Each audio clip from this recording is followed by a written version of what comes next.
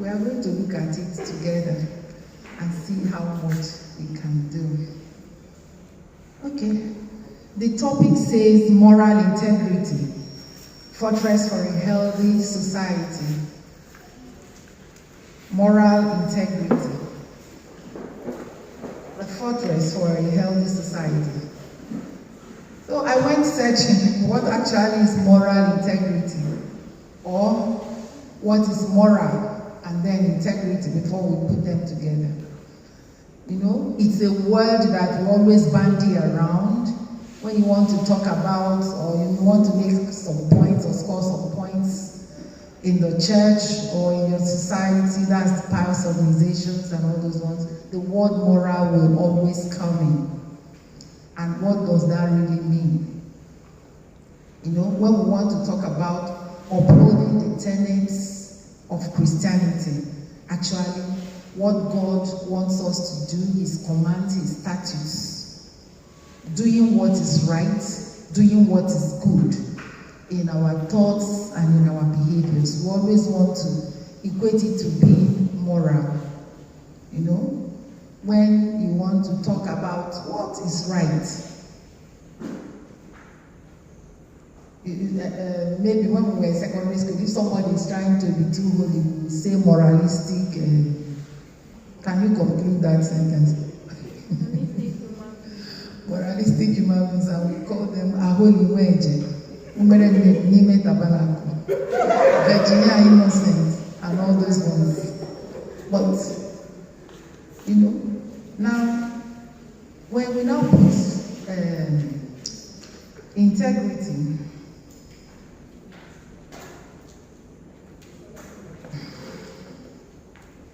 in integrity, the quality of being honest and having strong moral principles, it still takes us back to moral. And the topic says moral integrity. Abi? Yes. Human attempts to define what is right and wrong about our actions, thoughts, deeds, and also to define what is good and bad. All of them point out to conforming to a standard of what is right and good, conforming to established sanctioned codes or acceptable notions of right and wrong. Now, what is the purpose of morality? Morality, what is the purpose? Actually, to keep the society from falling apart. And in trying to read up this topic, I realized that maybe there is, what would I say? It's not an antidote now. You know, whenever you are trying, using on something to do, we always say there are two minds. One is speaking, or another one is speaking. Maybe you want to do something. There's one voice that is pushing you. Let me say, okay, when you are angry, you want to retaliate. You don't know whether to retaliate or not. One mind is pushing you. Go. You are within your rights. You are angry. The other one is telling you, let it go. It's not necessary. Let it go. So I think our moral instinct is always there at the background, trying to checkmate us to do what is right. You know? So it is something that lives with us. It's not an abstract term as such. It's there in that small voice, you know, in trying to get you to do the right thing. And so maybe sometimes when you want to do that right thing, always, that's when your peers will start saying maybe you're prudish or you are being too moralistic or that kind of thing. Am I making a point? Yes. Okay. So a virtuous and righteous person can be said to be morally upright. Okay, so I said the purpose of morality to keep society from falling apart. Then the second one is to ameliorate human suffering. However you can help, you know, lessen the suffering of the other. Morality helps us to do that. Not looking at whether the person is qualified for that act you want to do, but because you have morals, you can overlook whatever the person is doing or wants to help. flourishing. Now, the main characteristics of the benefits, it helps us to become better people. Morals helps us to become better people because you are not at liberty to do what you want to do when you want to do it. Because morals helps us to show that consideration for others. Moral integrity helps us to dwell in that considerateness. You know, maybe you come where they put a pot of soup for all of us, a pot of food for all of us to eat, and you happen to be among the first people. But you know there are 10 persons who are coming after you. Instead of doing the first to come, takes it all, you use your head and divide the food. Nobody is there, nobody was checkmating you. You have used your morals, you have used your integrity to do what is right. Actually, that is part of the characteristics.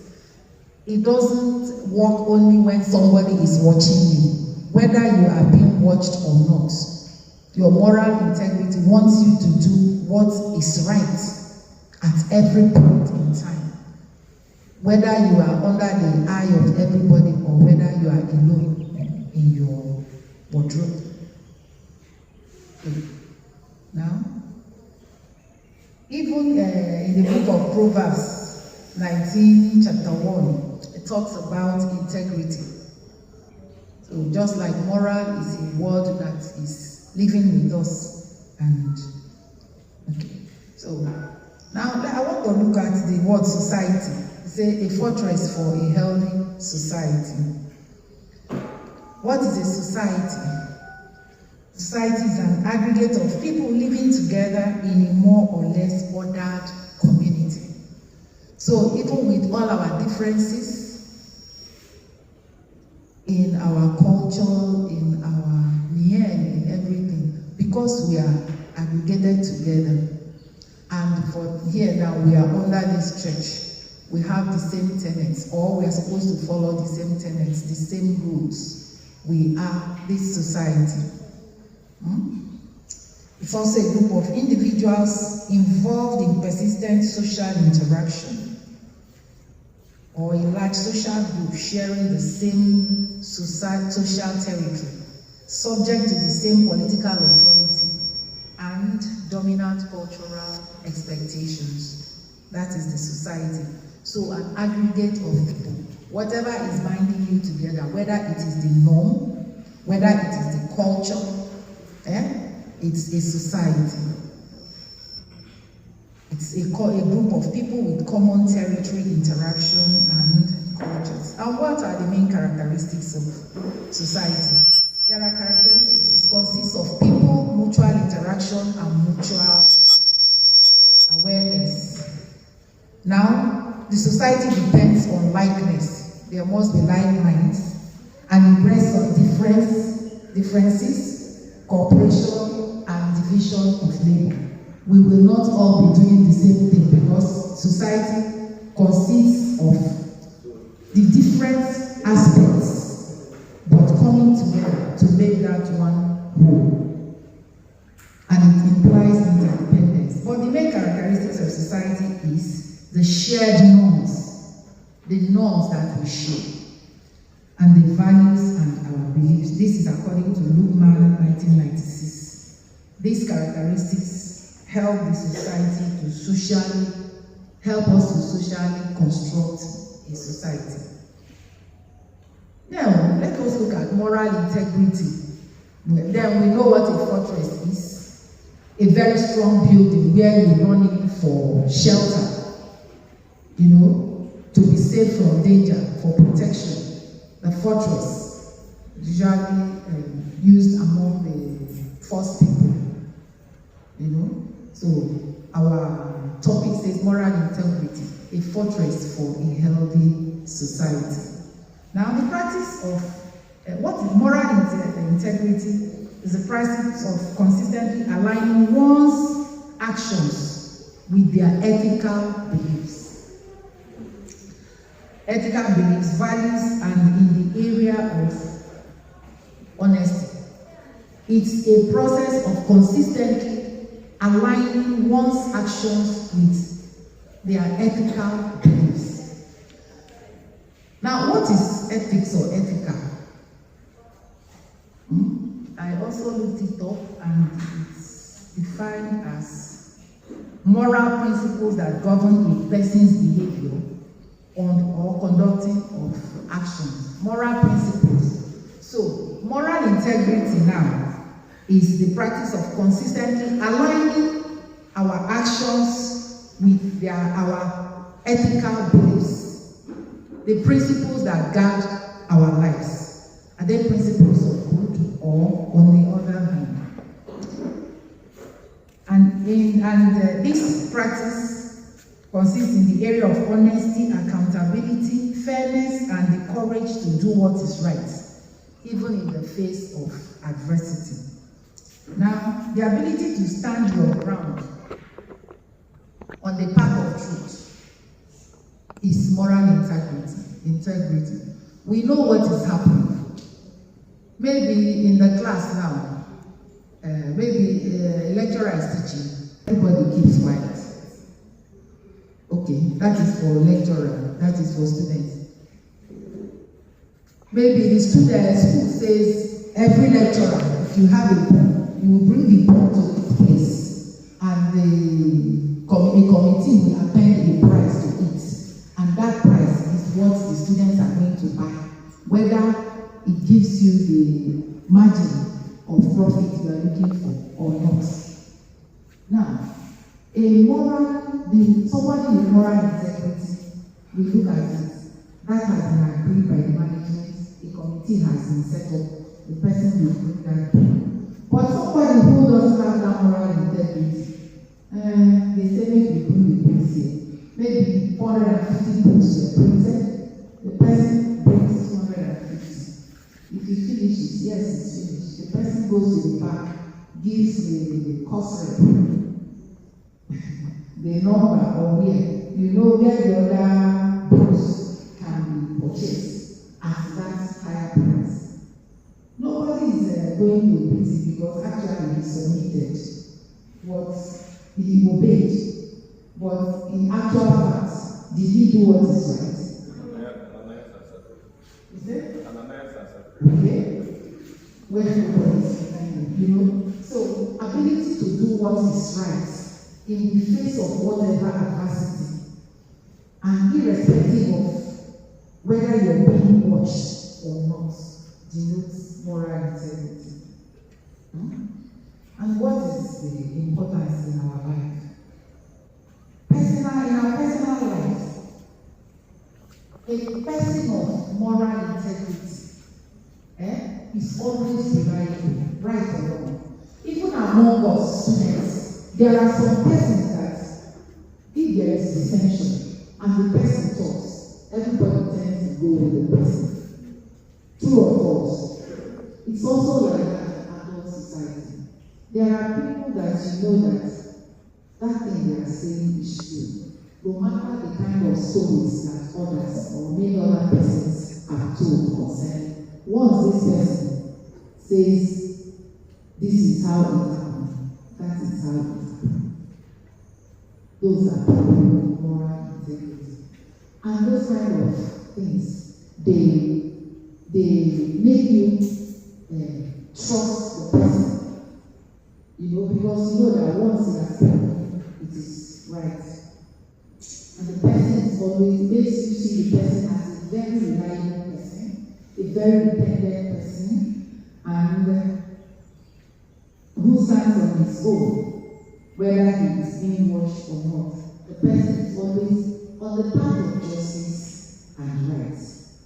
It brings trust, because the person is always consistent and true. Somebody that has moral integrity is always consistent and truthful. Does not speak from two sides of the mouth. And once he has spoken, that is it. You are sure to get the real story. It strengthens relationship and fosters mutual trust. Now, in the professional life, moral integrity are good leaders. They are good leaders because they will inspire trust and loyalty from their followers. Because you are certain that whatever happens, that person will defend you. The person will not leave you hanging. If there is problem or if there is a mistake, you can be certain the person will not leave you to stand alone. The person will take the brunt as a leader. So the followers will always trust him. To whoever has this. Organizations and individuals with moral integrity will always succeed at the long term.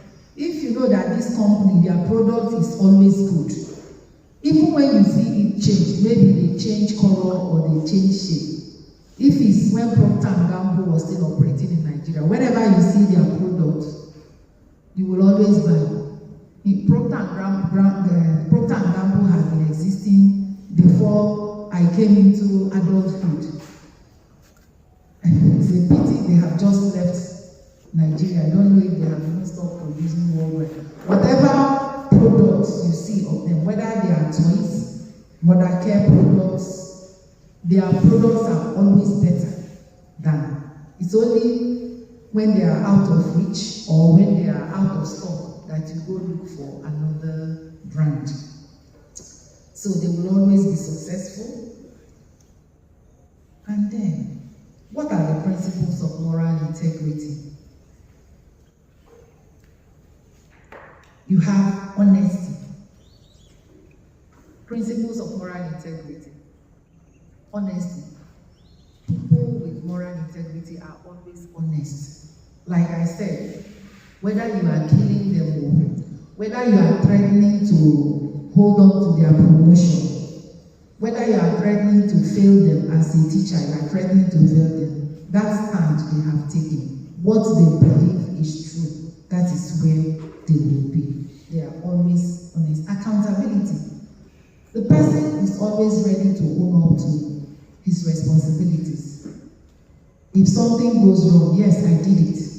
He's not looking for a scapegoat to, you are always right, you are never at fault.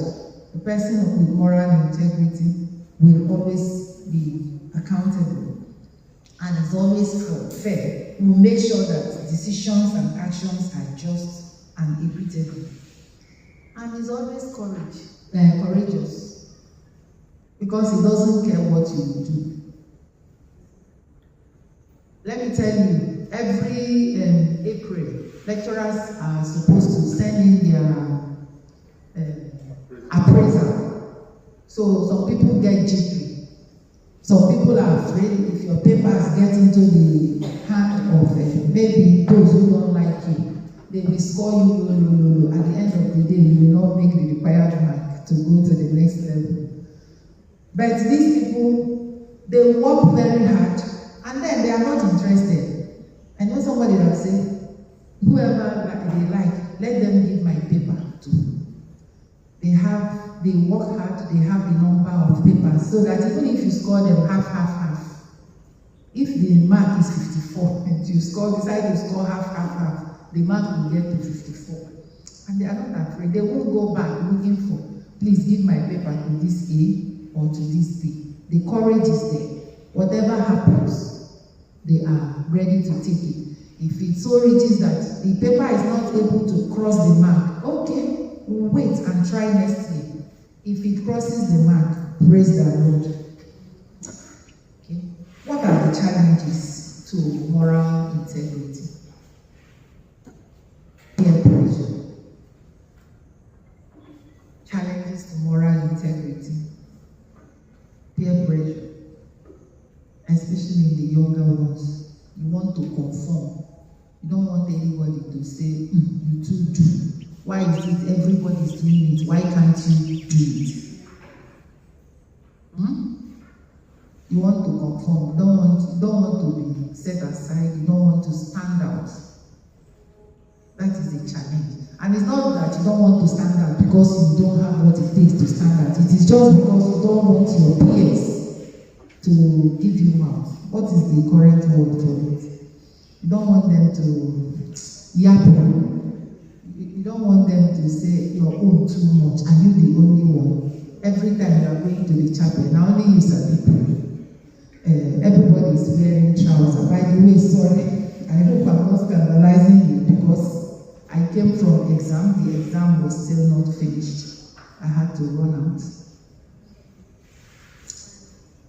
You know, people are carrying chips to the hall. You don't want to carry. Even people are copying, you have opportunity to copy because it's against your tenets, you refuse to copy. And they are telling you, we will see now whether whether I will come and write for you. You know, peer pressure is a big word for that. Then conflict of interest is also part of the challenges of moral integrity. What do I mean by conflict of interest? Maybe there is a rule set down, and you are the one who is supposed to enforce it. Maybe they say, don't allow anybody to come in here again.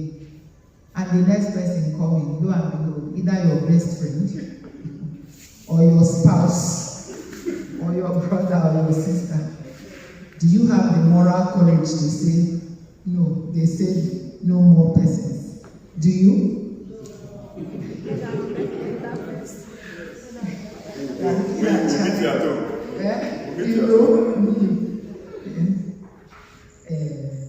Cultural, personal interest. You want to go to A, they say we should go to B. Do you have the courage to also say, okay, they have said we should do this, so we go ahead to do that? And then cultural pressures. You know, societies have varying moral standards which can be a challenge. Here,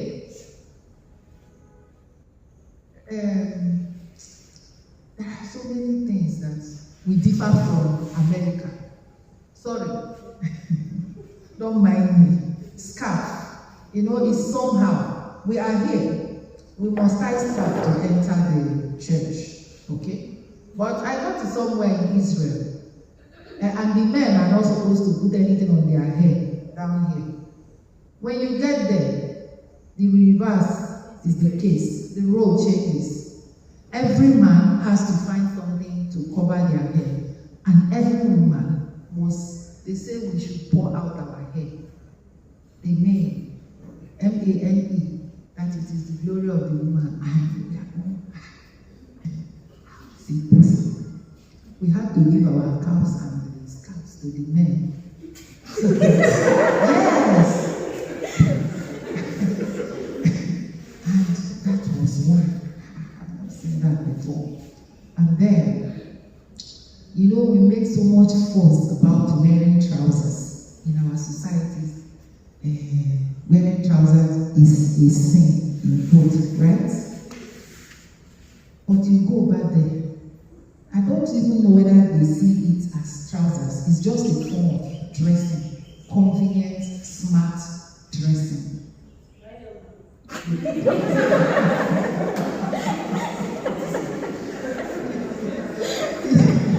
You know, so, and then you see somebody from over there who comes dressed with her hair open and they're looking and they're talking, you want to go.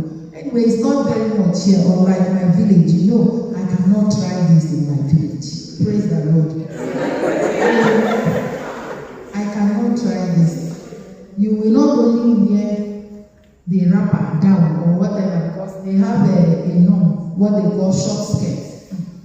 Now you know, and then your hair must be tied very well, not this one that will pour the hair tie. That is how, but praise the Lord, we have overcome that. Okay? So those are challenges to moral integrity. Now, how do we cultivate this moral integrity? Because it's something that can be done. We know our consciences are there showing us what is wrong and what is right. Sometimes the inner strength to do what is right may be lacking. Sometimes that other, a louder voice may overpower that gentle one that is saying, don't worry, it doesn't really matter. And before you know it, it won't matter. How do we cultivate this? First is self-reflection. Self-reflection. So, how do we do that? We assess our decisions and actions regularly to make sure that they align with the values we are trying to put out. Self-assessment is very important. In fact, Catholic Church is so rich. You know, what we call examination of conscience. Not just the one that the priest calls for in the course of the Mass. You know, we are told that in the evening, before you go to bed, you take time and go through your day.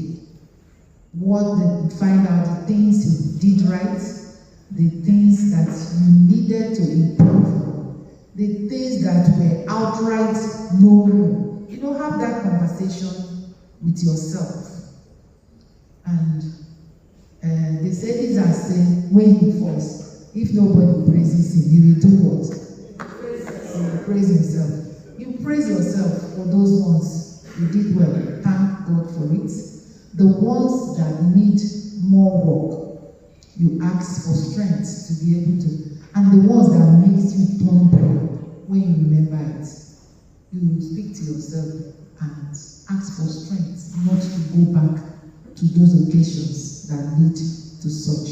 So self-assessment, very important.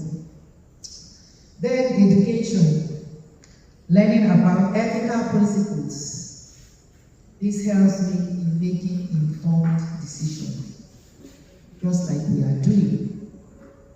Getting education, good one, not just to satisfy your parents, but helps you to be part of the society and choose right and do right.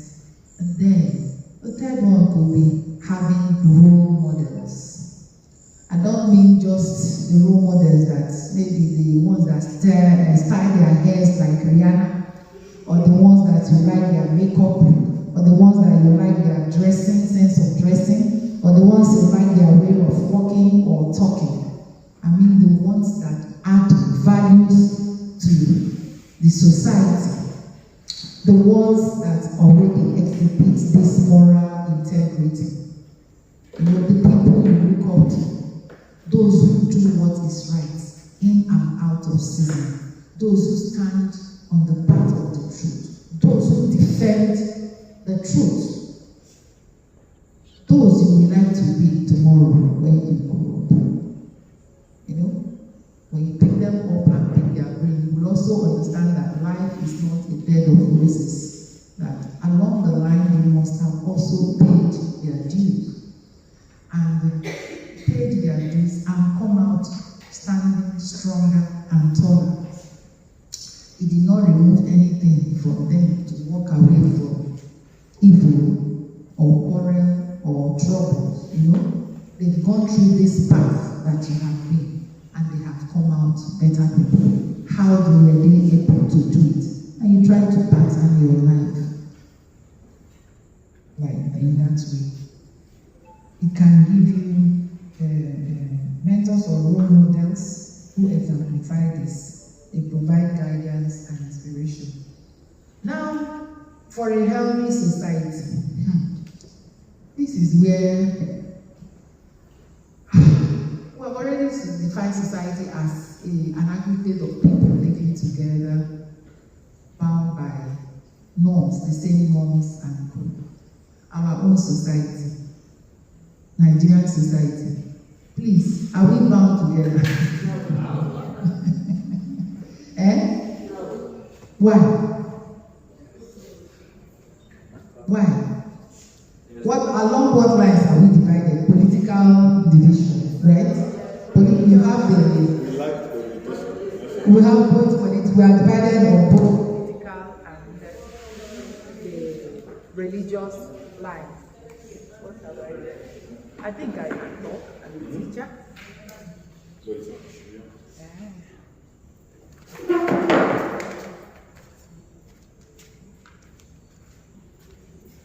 Now, We know that our society is sick, and everybody is pointing at those up there. Everybody is pointing at those up there. They are the ones who have kept us, or who are keeping us in this situation where we are now. Is that really true? Is that really correct? Are they the only contributors to the problems we have? No, they are not the only ones. Because we are here. Look at University of Port Harcourt is a mini Nigeria. Because everything is in Nigeria is represented here. Every tribe and tongue is here. Every religion is here. Every culture is here. Now let us look at ourselves. This is university. The Igbos say it is Mahadum. Mahadum. That is know it all. That is university. And when we were small, now I think I'm qualified to give that. Yes, when a lot of you come to make that reference, when I was small, I wonder, are you big now? So, when we were small, when you look at those who were coming from the university, you see the aura, you see the class, you see their behavior, you see their mien. Is it still like that? No. There is always a difference once somebody goes into the university. In those days, I don't know what happens now. You are walking behind students and they are just standing. They finish drinking their pure water and drop it. Who are we expecting to pick it up? NFCS. Who is supposed to pick it up? First, they say cleanliness is what? Next to godliness. If we cannot start with keeping our physical surroundings clean, how then do we want to sanitize the whole society? If we don't start from our immediate environment, how do we want to go to the larger society? It's okay, that is for cleanliness. You also have the privilege of holding a post in the organization where you are. Maybe if you are holding Judas post. Which one is Judas post? And you keep helping yourself from them. Nobody is seeing you. Maybe you are such that elicits trust from people, and nobody is checkmating you. Nobody is looking at the financial records, and you keep helping yourself. At the end of the day, whatever you remain, you bring, and you are shouting the people up there. Hello. Hi. So are they the only ones causing this? In the education too, primary, secondary, tertiary, you don't do what you're supposed to do. You are a government worker and you're supposed to resume work by 8 o'clock. By 8 o'clock, that's when you get up and you start making food for your family. And then, all you know is that you will get there today. Whether you get there by 11, 12, all you know is that you have gone to work. And maybe you have a good rapport with your principal. He will not report you. And you keep shortchanging those little children that you are supposed to teach. Are you contributing to this?